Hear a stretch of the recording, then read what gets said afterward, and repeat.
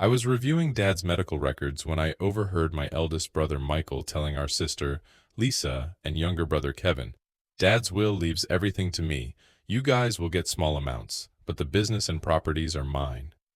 What he didn't know was that I had been documenting his manipulation for months and that Dad had secretly changed his will 3 weeks earlier.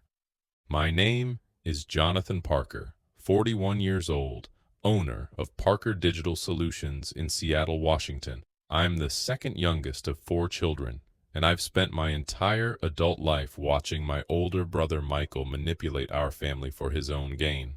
Our father, Robert Parker, built Parker Industries from nothing over 40 years.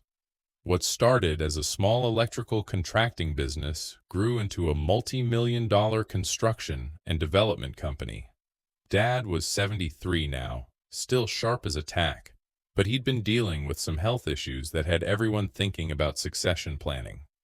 Michael, 47, was the eldest and had always positioned himself as Dad's heir apparent. He'd joined the family business straight out of college and had been systematically positioning himself to inherit everything.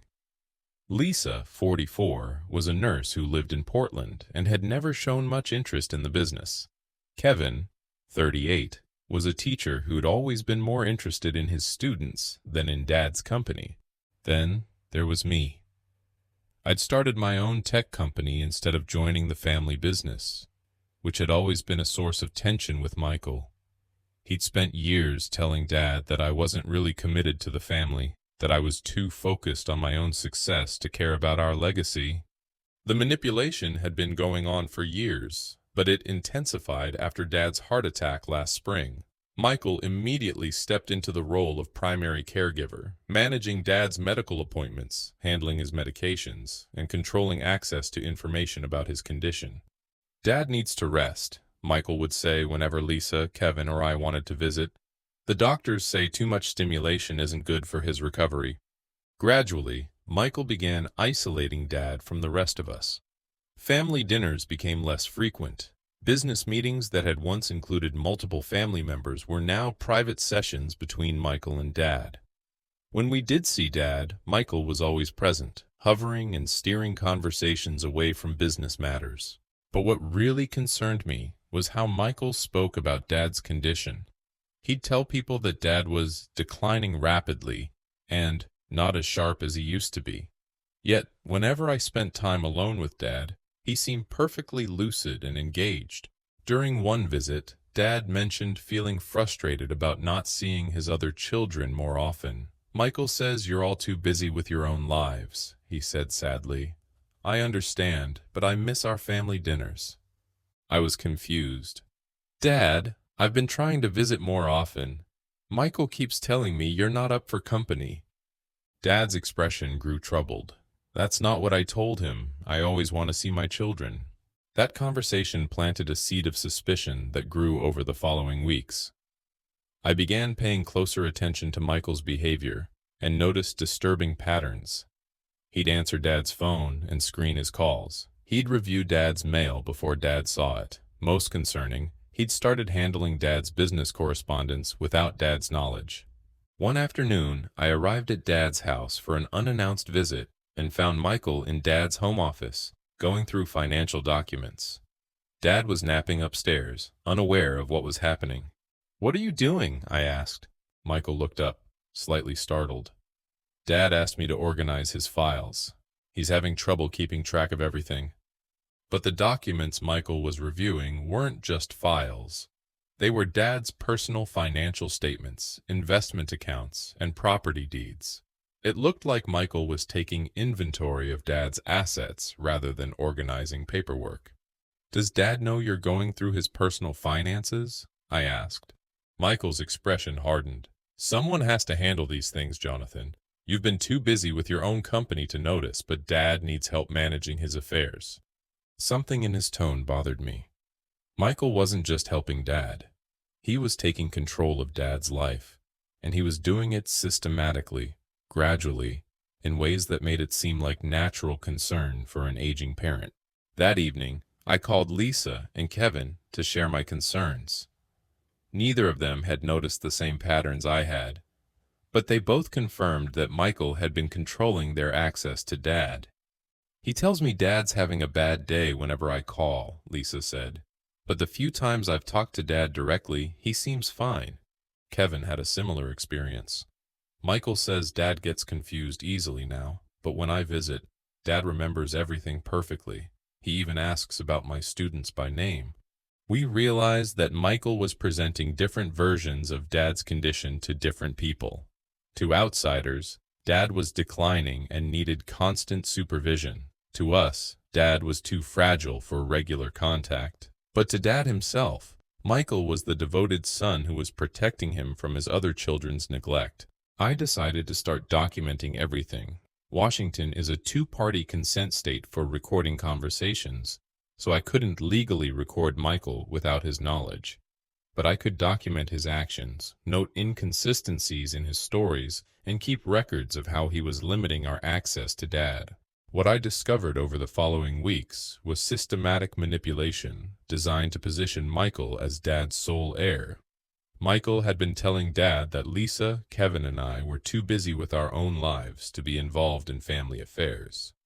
He'd been intercepting our calls and messages, making excuses for why we couldn't visit, and gradually convincing Dad that he was the only child who truly cared.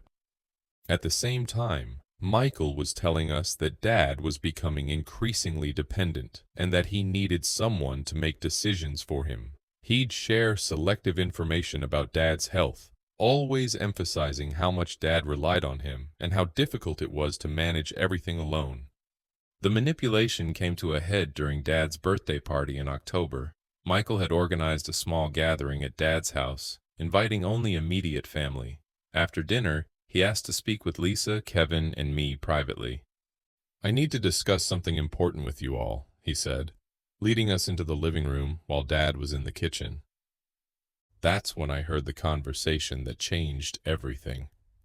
"Dad's been working on updating his will," Michael said in a tone that suggested he was sharing difficult but necessary information. "He's asked me to handle the details with his attorney." Lisa looked concerned. "Is everything okay? Is Dad worried about something?" Michael nodded gravely. "He's been thinking about the business succession and what happens to his properties. He wants to make sure everything is handled properly." He paused, as if reluctant to continue. "I want you all to know that Dad's decided to leave the business, and most of the properties to me. You'll each receive some money, but he feels like I'm the one who's been most involved in helping him manage everything." The silence in the room was deafening. Kevin looked hurt. Lisa seemed confused. I felt a cold rage building in my chest. "Did Dad tell you this directly?" I asked. Michael's expression became defensive. "We've had several conversations about it. He knows I've been handling his affairs, managing his medical care, taking care of the business operations. He appreciates that I've been here for him." "And we haven't?" Lisa's voice was sharp. "You've all been busy with your own lives," Michael replied. "Dad understands that, but he needs to make practical decisions about who can actually manage his legacy." I watched Michael's face as he spoke. He wasn't sharing Dad's decision. He was justifying his own manipulation. Every word was calculated to make us feel guilty while positioning himself as the responsible, deserving heir. "I think we should talk to Dad about this directly," I said. Michael shook his head. "I don't think that's a good idea. These kinds of discussions are stressful for him. He's asked me to handle the details." That night, I couldn't sleep. Michael's announcement felt wrong on every level. Dad had always been careful to treat all his children fairly. He'd never shown favoritism, and he'd always valued our different choices in life. The idea that he would suddenly decide to leave everything to Michael didn't match the father I knew. The next morning, I called Dad directly. Michael answered. "Dad's having a rough morning," Michael said. "Maybe try calling later." I drove to Dad's house instead. Michael's car wasn't in the driveway, so I used my key to let myself in. Dad was in his study, reading the newspaper and looking perfectly fine. "Jonathan," he said, smiling when he saw me. "What a nice surprise. I was just thinking about calling you." We spent an hour talking about my business, his health, and family matters. Dad was sharp, engaged, and showed no signs of the confusion or fragility Michael had been describing. Finally, I decided to address the elephant in the room. Dad, Michael mentioned that you've been working on updating your will. Dad's expression grew puzzled.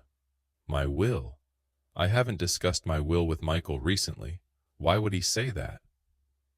I felt my stomach drop. He told us yesterday that you'd decided to leave the business and properties to him. Dad's face went through a series of emotions: confusion, concern, and finally, anger. I never told him that.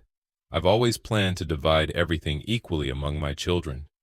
Dad, I think Michael may have been manipulating the situation.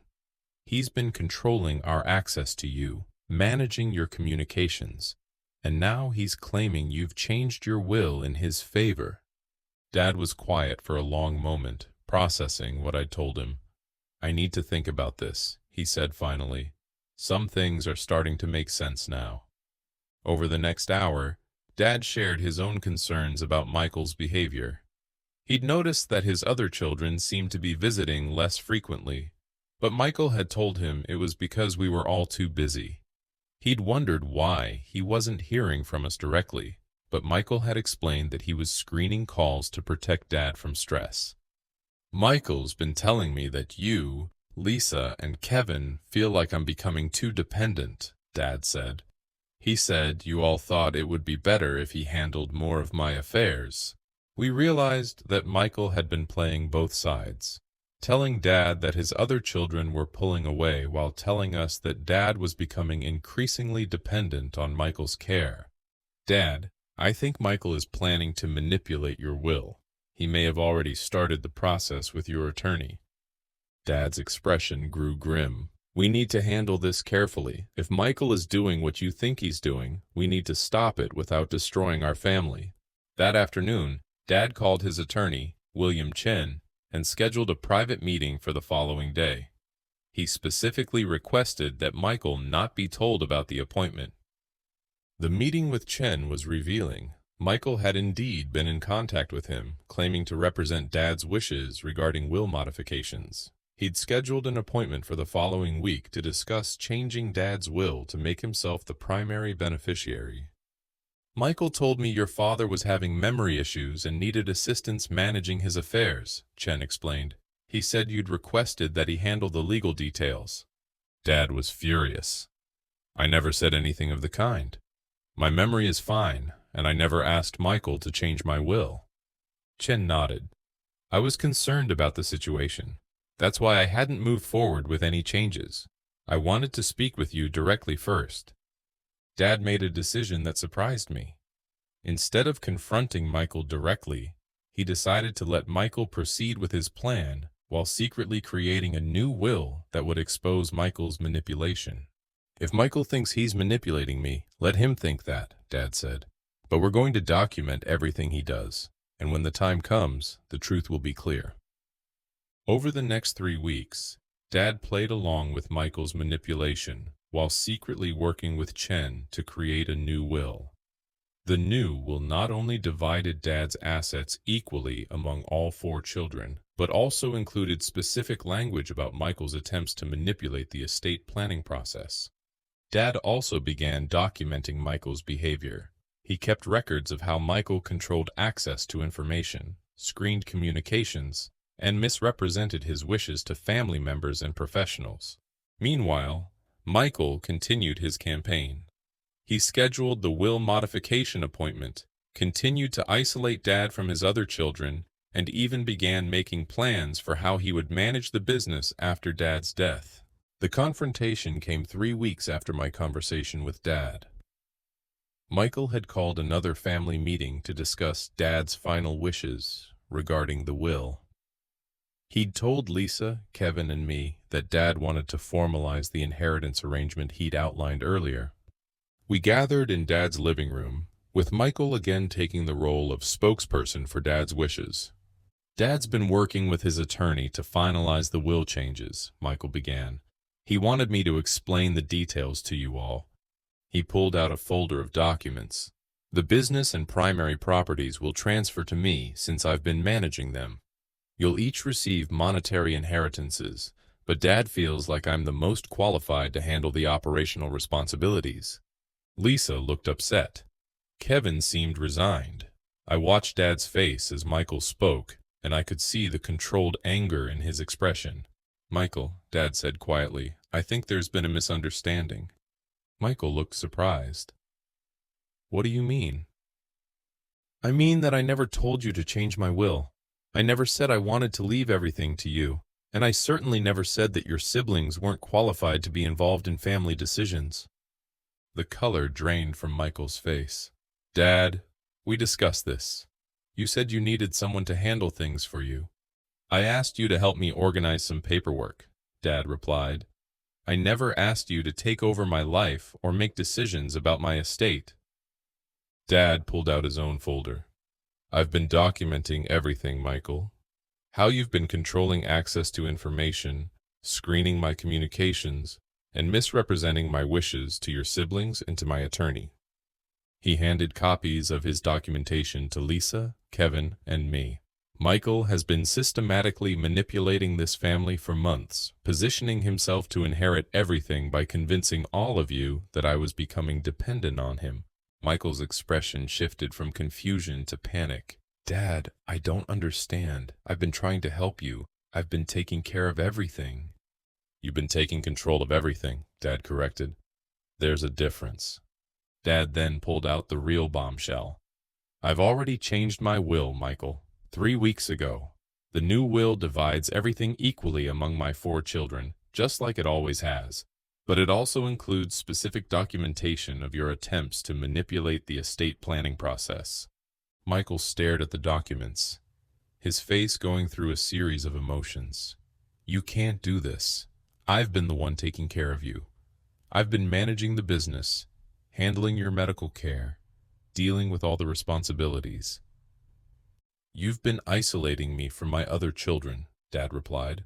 "You've been telling them I was too fragile to see them while telling me they were too busy to care. You've been manipulating everyone in this family to serve your own interests." The room fell silent. Lisa and Kevin looked stunned. I felt vindicated, but also sad that our family had been torn apart by Michael's greed. "Michael," Dad continued, "I'm not going to punish you financially. You'll inherit the same amount as your siblings.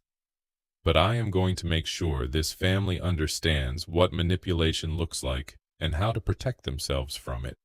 Michael stood up, his face red with anger. "This is unbelievable. I've dedicated my life to this family, to the business, and this is how you repay me?" "You dedicated your life to controlling this family," Dad corrected. "That's not the same thing." Michael stormed out of the house, and we didn't see him for several weeks. When he finally returned, it was to apologize and ask for forgiveness. The damage to our family relationships had been significant, but Dad's decision to expose the manipulation rather than simply punish it helped us understand what had been happening. Today, 2 years later, our family is stronger than it was before Michael's manipulation came to light. Dad is still healthy and actively involved in the business. Lisa, Kevin, and I all have more involvement in family decisions, and we've learned to recognize the signs of manipulation. Michael is still part of the family, but his role has changed. He's no longer the assumed heir or the primary decision-maker. He's had to earn back our trust through consistent actions rather than manipulative words. Dad's decision to document and expose Michael's manipulation, rather than simply cutting him out of the will, taught us all valuable lessons about family dynamics and the importance of transparency in relationships. The most important lesson was that manipulation thrives in isolation.